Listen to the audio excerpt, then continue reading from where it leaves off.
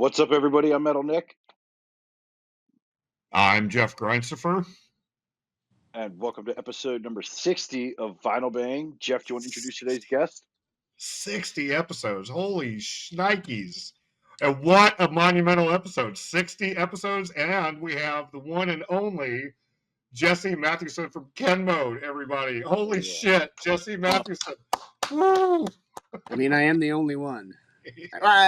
Even that isn't actually accurate. I think there's a hockey player that's like 21 in Canada with that same name.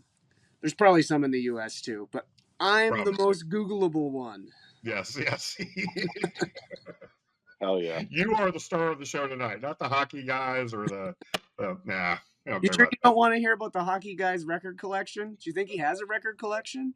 Nick might. Nick's a big hockey guy. Nick might want to hear about the hockey guy, but we'll get him on another week. Yeah. I am stoked to have Jesse on our show. I've been a big fan of Ken Mode for several years. I've seen you. We've hung out 7 or 8 times throughout the years, and I am stoked that we got this to line up to get you on the show. I was trying to pinpoint when I met you. Was it back in 2010 playing with Gaza? Yes, yeah. In Columbia, Missouri. Yep, Ken Mode and Gaza, dude. God, that was such a good show. Okay, cool. I'm glad I remembered that. Yeah, I went initially to see Gaza. I'd never heard of Ken Mode, and I was just like, wow, Ken Mode. I became a fan that night. It's all been downhill ever since. Yeah, amen to that. For both of us. Well, awesome. Yes, we asked Jesse to come on and share his records that mean something to him, and hopefully we learn about some new albums that Jeff and I never heard of, like we always do. But Jesse, you want to get started and show us what you got? Oh man, that's a lot of pressure. Things that you haven't heard about. Shit. Well, should we do this in alphabetical order? I kind of pulled most of these out in alphabetic order, although I did notice that one of my records was not in proper order while I was pulling these. So, okay, well, let's just go ahead and end the episode now. I mean, if they're not in alphabetical order, come on, Jesse. Yeah, I was actually because they're supposed to be in alphabetic order, and I found this one Swans record. In fact, let's start with this one that was for some reason in the D's, and it shouldn't be in the D's because Swans starts with an S. So we'll have some Swans filth here. They're classic. Before they started doing anything even remotely musical. This is the basher of all bashers by the Swans. Definitely an influence on some of the stuff we've been doing over the last couple years. Just so nasty, so in sync with each other. I don't know. It's one of those perfect bands with one of those perfect records. I'm sure you guys are both familiar with the Swans, whether or not this one, but this is kind of just chaos encapsulated, which is a beautiful, beautiful thing.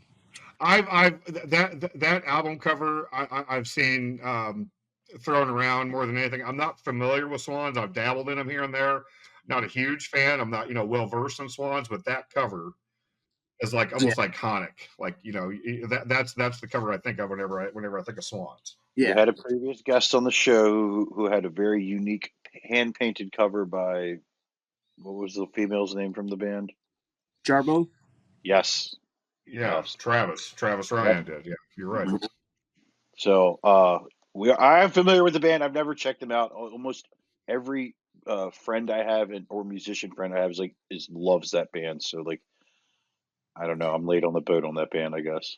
Yeah, and I mean the material itself, there's such a wide range of what they did. I honestly only started to really link with the really old stuff in a big way in the last few years. Go figure, since the pandemic and onward, all that bullshit. Feeling a little bleak? Throw the Swans on. Right. Back in my early 20s, I remember I'd have to listen to them sparingly because it's always been the old stuff that drew me in because it's the least musical and the most bleak. And I could only listen to it in bits and bites. I remember distinctly one of Ken Mode's first out of town shows. We drove out to Brandon, Manitoba, and I threw on a live record by the Swans, and I just felt like it sucked the life out of me for that 2 hour drive, which is a great way to put like the Swans. So let's move Right. on to actually doing this alphabetic. So we're going to start with the letter B. And Big Black. Steve Albini, may he rest in peace. This Yes. was what he always considered the best Big Black record, the Atomizer LP. It's probably got their most recognizable song, Kerosene, which is just a crushing song. The tones on this are nasty and scraping. It's got the classic drum machine. If you've never heard Big Black, this is the record to check out. I mean, that or songs about fucking, but like, yeah, this one's probably the heaviest. Mm-hmm. They definitely were always a huge influence on everything I've done. Right on. Yeah, I was going to say Big Black. The only album that I've ever heard is songs about fucking, Which is a but great record in itself. it is. One's It a is little for sure. And one hell of a title. more gnarly. Nick, are you familiar with this album? I'm not. So it's I've always heard their name too, but I've never checked them out either. mhm. It's See? the band that put Steve Albini on the map and why people either love or hate him. True. I'd be remiss to not include the record that we got our namesake basically from, Black Flag, My War. It was in the book Henry Rollins' memoirs, Get in the Van, is when he coined the term Ken mode, which was the psychological state of mind that they were in when they were touring this record. They wanted to kill everyone now. They were in Ken mode. So when I was 17, I thought that sounded really cool. And I've been stuck with that goddamn name my entire adult life. But it is the record that turned them from a punk band into a band that you can't really describe, and it made all the punks hate them, and all the metalheads fall in love with them. Black Flag, My War, absolute classic. Nice. Again, that's one of those iconic album covers. Like, you know, Yeah. I mean, again, I've dabbled in Black Flag. I'm not well versed, but that album cover is just like, And just the song My War, like, Mm-hmm. that's like peak Rollins, just absolute classic for me. That is in my musical DNA. Seven Nights is very like doomy, sludgy. Yeah, That's a great, Side very B, lyrical it's the song. whole, arguably, I guess St. Vitus was around and doing the thing back then, but like the way Black Flag approached it, a lot of what would become, quote, sludge was influenced by side B of My War. I So, agree. Yeah, it had that very like dirty. It was not punk, but it was like, oh yeah, my god, what this is great. Yeah. dirty, slow, absolutely agonizing classic Hmm. record. Yep. yes. Move on to I don't want to say modern because it's far from modern, but a weirdo metalcore classic for me, Cave In Until Your Heart Stops. This was an early Hydra Head record for me, and just it was specifically Steve Brodsky's voice on this thing, and he never did another record where he was screaming all the time. But this is the record for me. It, for some reason, resonated more than Converge did, more than Botch, and I like both of those bands, but for me, this was like peak thinking man's metalcore of the '90s, and a lot of these songs still. Shy of the kick drum being a little overly triggery, but this record still holds up. I think, absolute classic. I was happy to pick up this limited one when, unfortunately, their bassist Caleb passed away a couple years ago. They reissued it to try and raise funds for his family, and I grabbed one of these copies. So it's a nice one to have as part of the collection. Nice. Oh yeah. Speaking of the more hardcore tip, some Canadiana. Do they even have the name on here? No, they don't. Cursed 2, band from Hamilton, Ontario. They were touring a ton around this time, and we were fortunate enough to play a couple shows with them back in these days in 2004. kind of dirty, grimy, not quite hardcore. It was like hardcore if it was influenced by a lot of the Canadian noise rock bands like Kittens and Shell, North Dakota. Very heavy, very dense, very dark. Chris Callahan remains one of my favorite vocalists because of this record. So if you're not familiar with Cursed 2, it's a real good one. So that's Cursed, Cursed 2. Yeah. Yep. The album's called 2. Okay.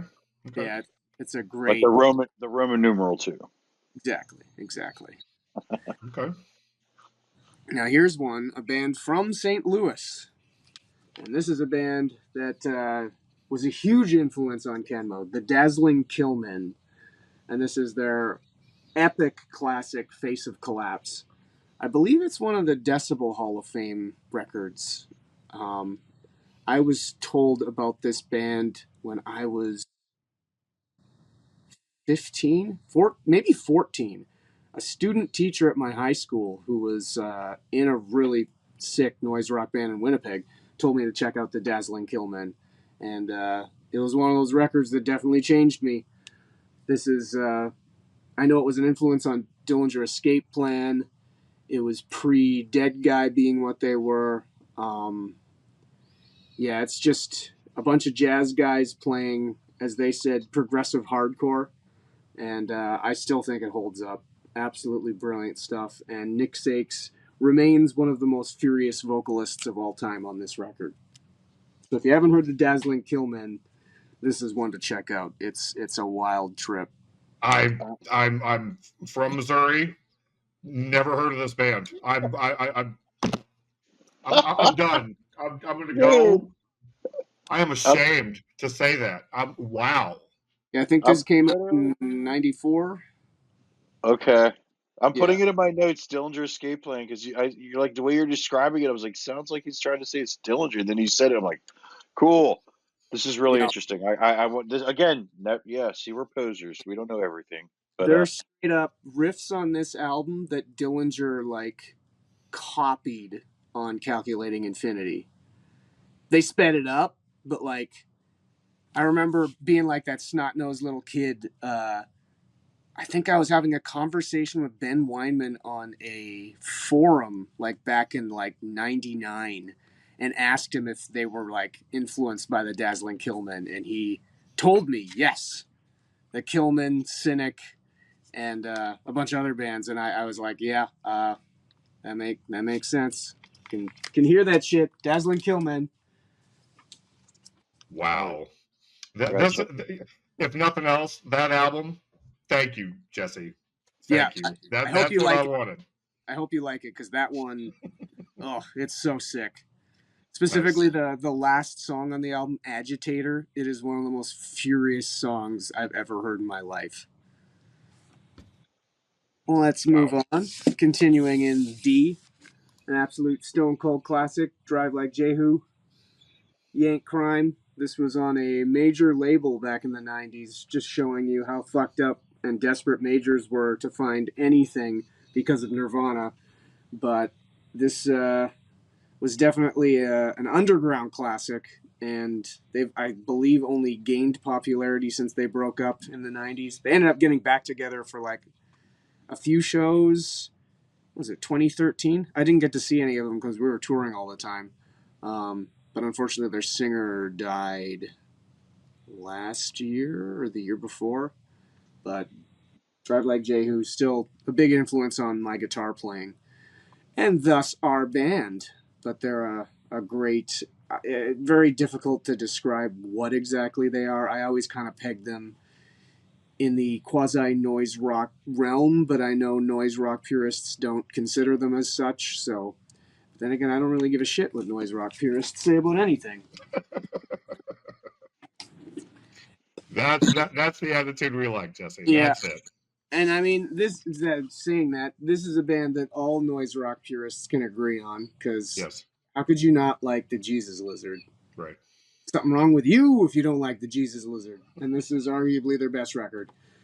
Whenever I'm buying stereo equipment, this is the record that I bring in to sample, just because I know this is the way a drum set should sound. So quite literally just got some speakers for my little home gym back there, and I brought this record to go sample it in a couple stores. So classic, again, Steve Albini produced, which actually of the records I've done, I think he did 3 of them that I've already mentioned.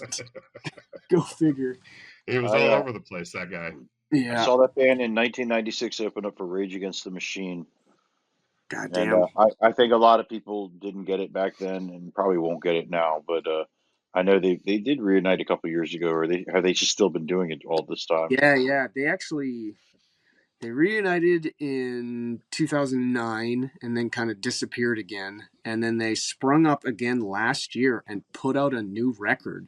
Mm-hmm. And it's actually really good. And they're all in their 60s, Yeah. which, I mean, I'm kind of a dick about bands reuniting and doing anything because I think you should be paying more attention to 20-year-olds doing the best thing now because it's fleeting and they're going to disappear. But the fact that the Lizard came back that strong, I was surprised. And I mean, I'm happy. I don't want bands to suck. I just think they usually do when they're old men who haven't been doing the thing. So, yeah, Right. it was very cool that they came back and they still kick ass. Yeah, I've been putting off hearing the new record. I shouldn't have, but I should have heard the new record by now. But after the Dazzling Kilman, that's up next. That's second priority. Up next is more noise rock, but this is a Winnipeg band, and this was the reason I wanted to be in a band. They're called Kittens, and this record is called Bazooka and the Hustler. It is extremely powerful noise rock and roll with a slight country twinge to it. Seeing them for the first time, I knew I wanted to start a band. We've become friends with, at the very least, I know peripherally the members, but Jamil, the bassist, has been a good friend of ours for a long time. He actually played on our Mennonite record. He toured with us multiple times. He's just a great dude. And this record is why I know who he is and became friends with him.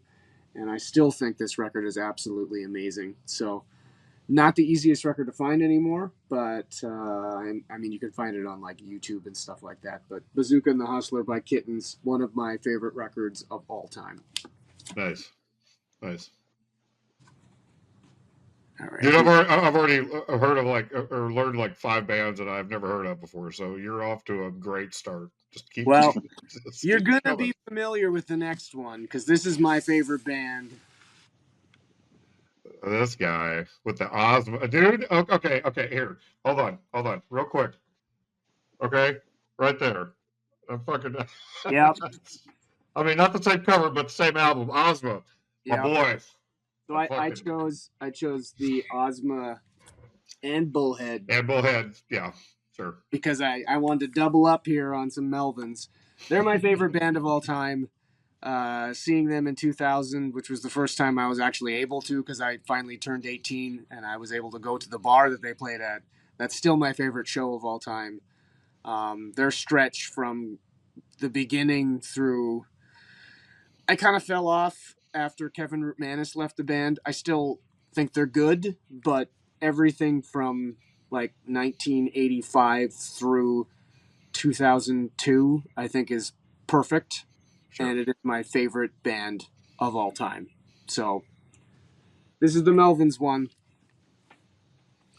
Yeah, I remember at Maryland Death Fest, David Hall was showing a screening of the set that they played. Was it the year before? I can't remember if it was the year after. But anyway, I was sitting with you and Shane watching that footage.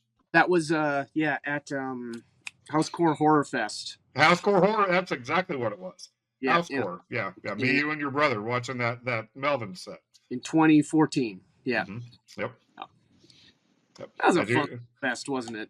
It was. Dude, I saw it live. Dude, it was incredible. I mean, fucking best Melvin set I've ever seen. But, yeah. Amazing band. Yep. My favorite of all time. They're the Kings for a reason. But speaking of Kings, another classic, Neurosis, Times of Grace. Times of Grace. The Nice. big fat one on silver, part of Relapse's 25 years. Honestly, I don't have Enemy of the Sun on LP, and I might have brought that out instead if I had it. But I mean, this record is perfect, Yep. and big fat beautiful version. Let's see, what are they? 180 gram, like silver. How can you go wrong with that, eh? Right. Genuine Canadian A there too. I saw them right after I graduated high school in '99. I saw them open up for Soulfly with Hatebreed, and man, like I did not appreciate them at the time. It wasn't until years later, but that is by far my favorite album by them. Like that's uh End of Harvest, for fuck's sake. Yeah. I mean, You fucker, you got to see them on that tour. They came up to Winnipeg touring that record in 99. I was mhm. a fan of theirs. They played here and I could not get in. Mm, Yep.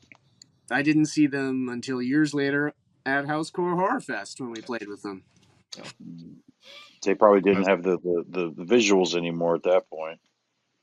No, I don't think they did on I that don't one. think they have one. And that was I a think fly-in too, but the first yeah. time they played Death Fest was like the I, last time that they did it. I saw like there's a filmed version of the Winnipeg set from 99 on YouTube, and I've watched the whole thing through. It was incredible set list. There was mostly music from like Enemy of the Sun through Times of Grace, which is like that's the perfect set for me. God damn Yeah. it, fucking Neurosis. All right, I'm gonna do another extremely heavy Canadian band, Shallow, North Dakota. Another Stone Cold classic. They used to tour with Kittens all the time. We had the fortune of getting to play with them. They reunited in 2018 to do a few shows throughout Canada, and they came out west and did like a long weekend with us, which was really cool. This record is one of the heaviest records ever, not just Canadian records. This apparatus must be earthed. It is very worth checking out. Absolutely brutally heavy. I want to say noise rock, noise sludge, immense stuff. Definitely worth checking out. Shallow, North Dakota, from Hamilton, Ontario. Cool. Who's next? Oh, another classic. Oh shit. Yes. This is not a hidden gem. Just a classic record from a classic band, Soundgarden. Louder Than Love. I think this might have been my most listened to album last year because I was just locked in for some reason. I wanted to listen to it every day for like 3 months. It still holds up so hard. It's so good. The last record that they did with Hiro Yamamoto on bass. Something about his style. I think I like it a little bit more than Ben Shepherd, but maybe a little more punk, a little more attitude. But Yeah. classic fucking record. We'll keep it Seattle. Tad Salt Lick. Heaviest band Tad in the something. scene. I can't remember what album I've heard from them, but I am familiar with Tad. If you haven't heard this one, I'd revisit Tad because this one is brutal. This is their, I guess it's kind of technically an EP because it's only 6 songs, but they recorded it with Steve Albini, and it is definitely their heaviest material. It's the noisiest, most fucked up. It's my favorite by them, and definitely a big influence on us. It's this is the about as grimy as the Seattle scene got back then. So, Tad Salt Lake, it's the shit. Nice. Who do we got next? Oh, speaking of noisy, my dude Steve Austin, one of the greatest records of all time. Agreed. Today's the day. Willpower. It's like catching lightning in a bottle, and they did. The production is perfect. The band was perfect. This is, I think, the greatest noisy record of all time. Nobody sounded like them. No one will ever sound like them. We try our best to tread that ground, but this record is the fucking best. Yes, that's a killer album for sure, for sure. One that I have, I don't give it as much attention as the other ones. Like I've got a bunch of their albums on vinyl. I do not have that one. I had it on CD for years, but I've neglected to have it in my vinyl collection. And You got to fix that, man. I know, It's I best. do. The best. Honestly, I got to get their first two Relapse ones on LP. I don't have them, and I should, because they are also equally amazing. Moving on, another Winnipeg band, Under Pressure, with the album Come Clean. They were very good friends of ours back in the day in Winnipeg. This is an incredible, kind of crusty, noisy, hardcore record, for lack of a better term, but it's got like indie rock leanings. It is such a diverse listen, and it is so underappreciated in the larger scene, I think. They definitely toured the US a bunch when they put this out, but I don't know if they ever really got any recognition. And I still think this is one of the best punk records of all time. Under Pressure, Come Clean. Very cool record. Dude, I swear, like I could just make a playlist of every album you put on here, and I would just be, I would love it. This is great. This is track these fuckers down. This one's probably an obvious one for me too. Unsane, Scattered, Smothered, and Covered, the classic. The Scrape video playing relentlessly on MTV because of all the skateboarder crashes. This is the record that kind of put them on the map, even though they'd been around for a while. But classic one. This is the reissue that AMREP did a couple years ago, and I was fortunate enough to pick up a copy of it. Yeah, just one of those ones where I've had the CD since I was in high school, so it was a no-brainer to pick up an LP copy. Just to give them all a little bit more cash. Sure. Yeah, that video for Scrape, man, that thing was like, because that was back in my skating days, back in the early 90s. Like that thing was just so brutal, you know. And of course, because there was skateboarding in it on MTV, I had to watch it. And of course, I'm saying it was just, man, that's an awesome album. That is an absolutely awesome album. It's catchy too. Yes. We're down to my last record that I pulled out. Oh my God. Yes, we are up to the U's. Wow. Did I go too quickly? No, well, not at all. I mean, it just kind of, it flew by, man. Jeez. Okay. My last choice is the VSS with Nervous Circuits. I think they're from Denver, if I recall correctly. I remember reading recently a write-up that Justin Pearson, right, from The Locust? Yes. Yeah. Sure. He was talking about them and their legacy because his band Swing Kids played their first show.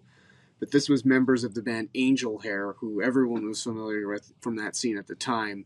So it's kind of one of those anticipated first shows. And he was saying that the VSS set the standard for bands that he was in because of the way they conducted themselves. They all looked a certain look. All their equipment seemed a certain way. Like they very much jumped into the like branding shtick of artful hardcore. And this was one of the earlier bands that was incorporating like synthesizers into music like this too. I think it was the first band like this that I really liked too. I got into them again when I was in high school, and it definitely changed the way I looked at a lot of hardcore music. And their entire discography for me is just absolutely flawless. Really, really cool band that I don't think enough people talk about anymore. But that's the way of the world, isn't it? It is. It is. That's my little stack. Wow.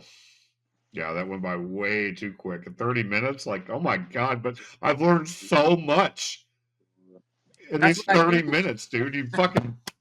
7, 8. Wow. Wow. I Yeah. guess we could honestly wax poetic about some of these if you want, but I want to be surprised about the Dazzling Killman. I mean, from what you've already told me, first off, they're from St. Louis. I've never heard of these fucking guys, and I'm an hour and a half away from them. Who else? God damn it, Nick. Chime in. Shallow, North Dakota. Under pressure. Under pressure. I looked at that one. That sounded interesting. That cover looked kind of cool. So the way you're describing it, I want to check that out. The VSS, the last one you talked about, just it sounds the way you made it sound the way how it intrigued Justin Pearson. You know, we had him on the show once at one point, and he was a great guest. Anything that guy talks about is usually really really interesting. So if he endorses this band, I should check them out. that man in himself is a scene legend through his label 31G and all the various bands he's been in. Yeah. Yeah, very cool dude, and seems to. He had a lot of really cool stories about putting stuff together for that label. So Yeah, he's put out a many incredible bands too through that label, and a lot of them don't get the credit they deserve. So he's definitely one of those dudes that's important. Is important on a whole different level than a lot of other folks. At least in my opinion, for the way they prop up like really weirdo stuff, you know? Right. he had some awesome stories about like bands they signed, putting stuff together, and just like the gut punch of losing a lot of money on this, but like it was just like for him it was worth it because he was putting out his friends' stuff, the stuff that he liked, the stuff that he cared about, whether it sold or not, and it was just he took interest in a lot of things that only he cared about, but he had partners in this label and did his thing, and No. that's what I guess being a DIY label is. Yeah. Yeah, DIY. I mean, to his credit, like the few people that may like some of those bands, like they end up being folks like me who are buying these records as a teenager and then kind of paying it back through doing your own thing in music throughout and going throughout the world and paying it forward to other people. So Sure. it's funny how small this musical community can be and how everyone seems to influence everyone in their own special way, which is really it's a beautiful thing, you know? For sure. Yes, it is. Yes, it is.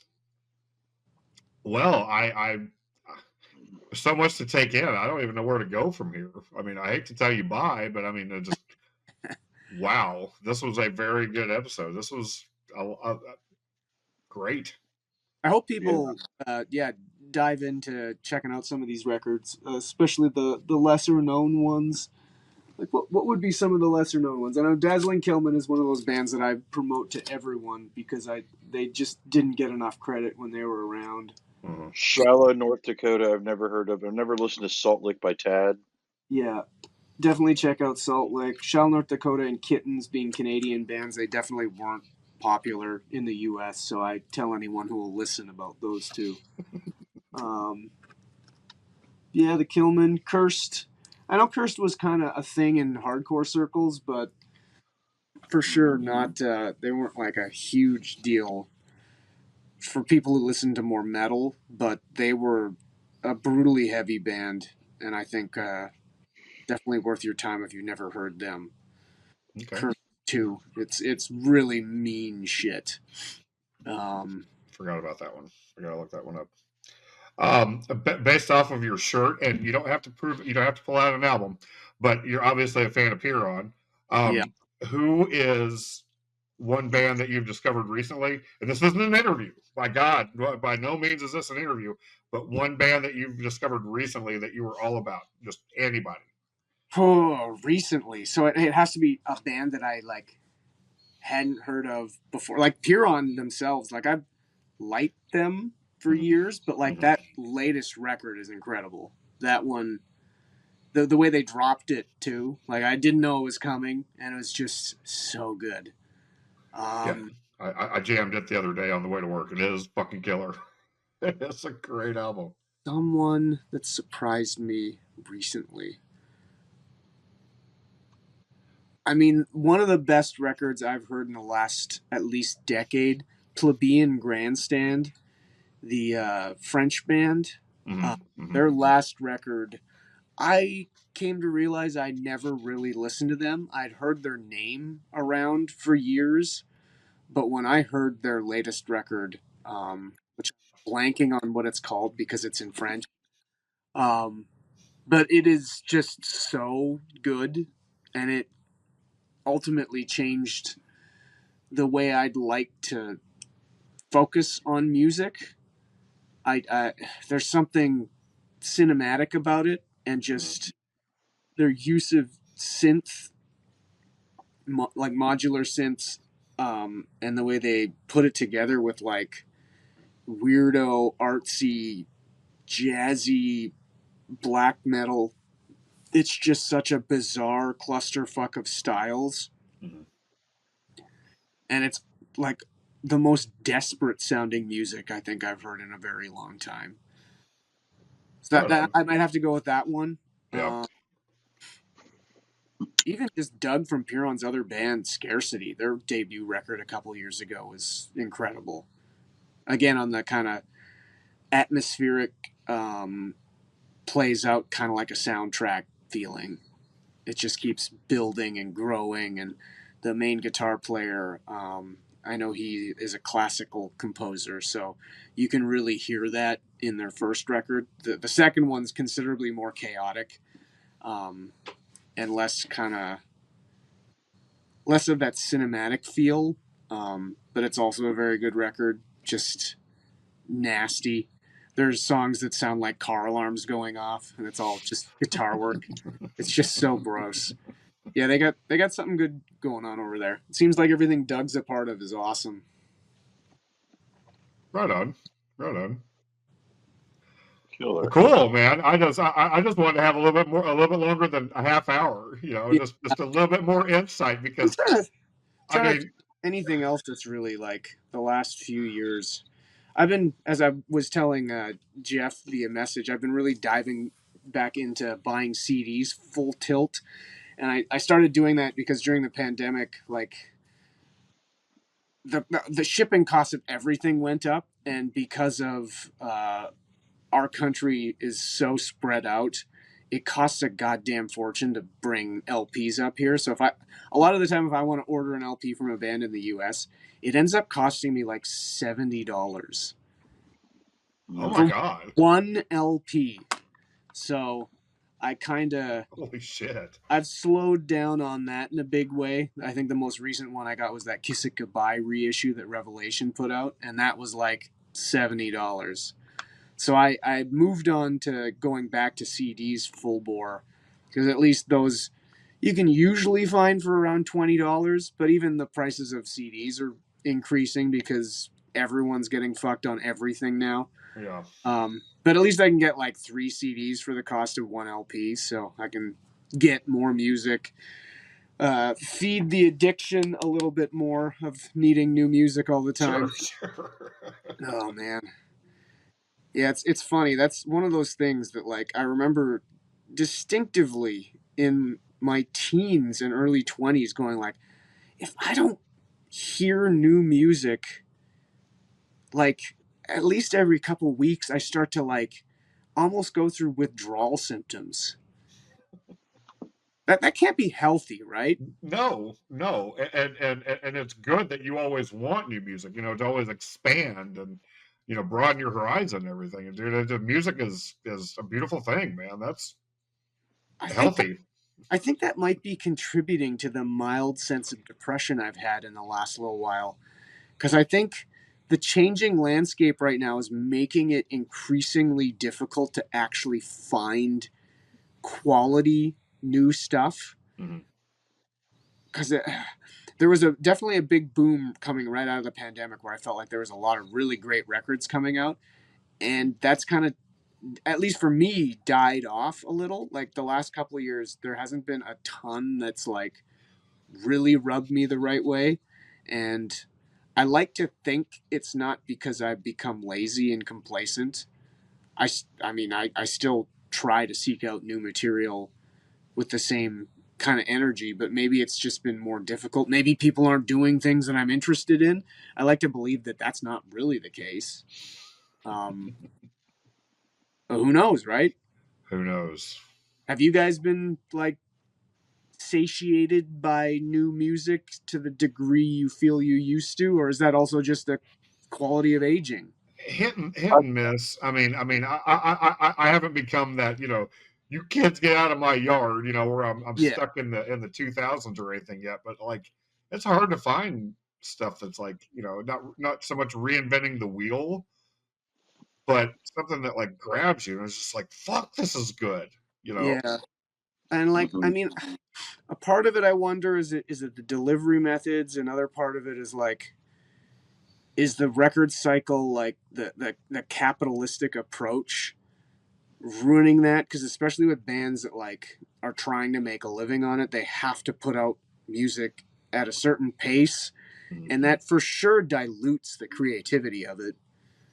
Um, but at the same time, like the youngins who are doing that, they'd be doing it at that pace anyway. So like we should theoretically have new sick music that shouldn't be that hard to find. But I don't know. Maybe what we like is old man music now. For sure. I hate to admit it, but you're probably right. And as the oldest guy in the room, I think you are right. Oh, you're right. Yeah, I've actually had a lot of pretty intense conversations about this sort of thing where I think we're also seeing the effects of what the internet's been doing to scenes in general. Because, like, through the 80s, 90s, early 2000s, even into the like early 2010s, we still saw music scenes in cities that had their own personality, their own sound. And I think now that everyone and their dog has a smartphone, I think the internet has essentially stripped the individuality of each city's scene, where everyone is now trying to fit into the international scene, and they're trying to do so by sounding like everyone else. And those kind of regional sensibilities are kind of gone, which is really depressing Yeah, because I really true. miss that. That used to be really cool. Like even cities like Chicago. Is there a Chicago sound anymore? I don't know if there's a sound. I mean, bands are always coming out of Chicago, but I don't know if there's a distinct, Yeah, and singular sound. there used to be. Well, yeah, I mean, you brought up so many Steve Albini albums, like, But even like in the like 2008 through 2015 with like that whole scene with like Knockmistium, Atlas Moth, Indian, Minsk was from around there. God, who else? There was like that kind of Chicago sludge and black metal scene. mm, That was all like there was a theme and a kind of a feeling. Lord Mantis, Leviathan, like there was something going on there, and I don't get the sense that that's happening. Like other than maybe cities like L.A. and New York, but like it's kind of just dying everywhere. yeah, And those are cities of like 20 plus million people, so they're right, practically country sized. right, right. Yep. Anyway, let's leave this whole thing off on a really sour note. It Fuck the makes you music. think, you know. Yeah. On Well, that note, cool. I'm trying to write some new music, and it's not going well. That's what we need is a new Ken Mode album. So you handle that. You go write me a new album for me because that's what I want. I'll go do some mind-bending psychedelics for a year, and we'll see what I come up with. Awesome. That sounds rad. Well, thank you everybody for checking out this week's episode. Thank you to our guest Jesse for taking the time from your schedule to join us. Jesse, Thanks for having me, guys. thank you so much, dude. It's good seeing you. Likewise. I hope you guys dig those records. Let me know what you think. Absolutely. If Absolutely. anything grabs you by the scruff of the neck, let me know. For sure, we will. Thank you again, everybody, for watching. We will see everybody next week. Hell All yeah. right. See you guys. Final thing,